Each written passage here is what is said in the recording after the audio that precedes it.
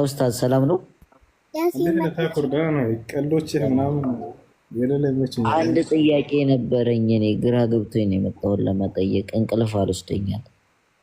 ጠይቅ። የውዱ የነቢያችን ሰለላሁ ዐለይሂ ወሰለም እናትና አባት የት ነው ያሉት? የነቢያችን ሰለላሁ ዐለይሂ ወሰለም እናትና አባት ከአህለል ፈትራ ናቸው። አህለል ፈትራ ማለትን ማለት ነው ያለፈውን ነቢይ ያላገኘ ቀጣዩንም ነቢይ ያላገኘ በመካከለኛው ዘመን ላይ የኖረ ሰው ማለት ነው። እነዚህ ሰዎች ደግሞ ነገ የትንሣኤ ቀን ይጠየቃሉ ከአምላክ ፊት እንጂ ወደ ጀሃነም ናቸው ተብሎ መወሰን አይደለም። ይሄ ነው ጀሃነም አይደለም ነው ማለት ነው። ከአህለል ፈትራ ናቸው። አቢ ወአቡከ ፊናር የሚለው ሐዲስ ያ ነገር አባታቸው ነው የሚያሳደጋቸው። አቡ ጣሊብ እርሱ ደግሞ ቀርቦለት ነበር፣ ነቢይ አግኝቶ ነበር። እርሱን እንደ አባት ይጠራሉ። አረቦች አጎትን አባት ብለው ይጠራሉ። ያ ነው እንጂ አባታቸው አብደላህ ዒሳንም አላገኘም። ያለፈውን ነቢይ ሰለላሁ ዐለይሂ ወሰለም አላገኘም አይደለ? እናታቸው አሚና እንደዛው ዒሳንም አላገኘም። ያለፈውን ነቢይ ሰለላሁ ዐለይሂ ወሰለም አላገኘችም። የነቢይነት ዘመናቸው ላይ አብደላህ የሞተው የነቢዩ ሰለላሁ ዐለይሂ ወሰለም አባት ነቢያችን ሰለላሁ ዐለይሂ ወሰለም ከመወለዳቸው በፊት ነው። ገና ተረግዘው ሳሉ ማለት ነው።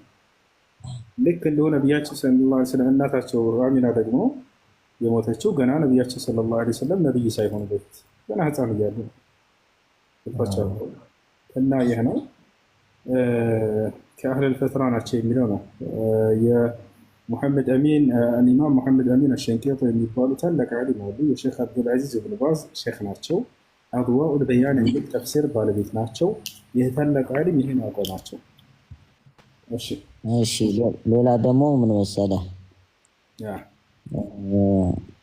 አንድ ሰው እስላም ሆኖ ተወልዶ አድጎ ክርስቲያን ከሆነ ይገደላል የሚላለን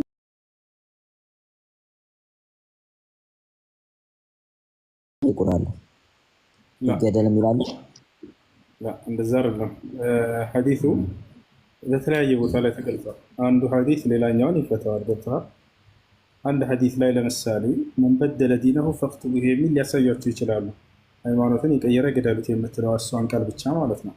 ይህም ብቻ አይደለም። ነብዩ ሰለላሁ ዐለይሂ ወሰለም በዚህ ጉዳይ የተናገሩት ሌላም ሐዲስ አለ። ሌላኛው ሐዲስ ምን ይላል? አሁን ለምትለው ክርስቲያን ወደ መጽሐፍ ቅዱስ እመጣለሁ፣ ተከታታይ። በሌላኛው ሐዲስ ላይ ነቢያችን ሰለላሁ ዐለይሂ ወሰለም ምን አሉ? ይህንን አስመልክተው ሲናገሩ ማለት ነው ይታል ላ የሒሉ ደሙ ምርኢን ሙስሊሚን ኢላ ቢኢሕዳ ሰላሳ ነው። አነፍስ ቢነፍስ፣ አሰይሩ ዛኒ፣ አታሪኩ ሊዲኒሂ፣ አልሙፋሪቁ ሊልጀማዓ ነው። የአንድ ሙስሊም ሰው ደሙ በሶስት ምክንያት ካልሆነ በስተቀር ሊፈሰስ አይገባም አሉ። አንደኛ ነፍስን ያጠፋ ሰው የገደለ ይገደል በሚለው ማለት ነው። ሁለተኛ ደግሞ ምንድነው? አሰይሩ ዛኒ ባለትዳር ሆኖ ዝሙት የሰራ ካሉ በኋላ ከዚያ አታሪኩ ሊዲኒሂ አሉ ሃይማኖቱን የተወ ካሉ በኋላ ዝም አላሉ። ይህ አንድ ባህሪ አስከትለው ተናገሩ። ስለዚህ ሰው ሃይማኖቱን በመተው ብቻ ቢገደል ኑሮ ይህን ቃል ብለው ዝም ቢሉ ነበር። አልሙፋሪቁ ሊልጀማዓ ብለው ይሄንን ባህሪ ቀጠሉ።